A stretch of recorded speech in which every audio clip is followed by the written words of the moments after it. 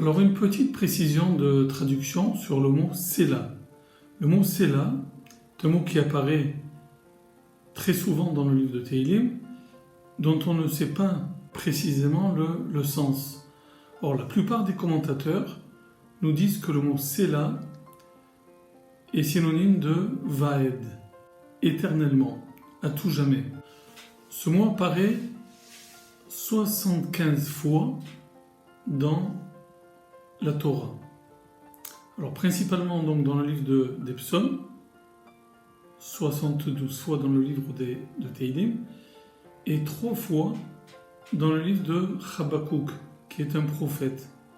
Donc le sens, on va dire, courant, admis, est le sens d'éternité.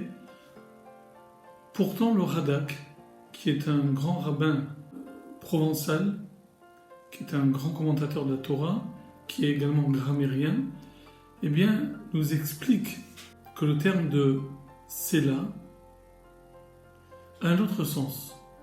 Il dit, on le rencontre uniquement dans le livre des psaumes de Tehillim, qui sont principalement des chants, des mizmorim, mais également, donc, comme on vient de le voir, dans le 3e chapitre du livre de Habakkuk, qui est lui-même, ce chapitre-là, une sorte de chant.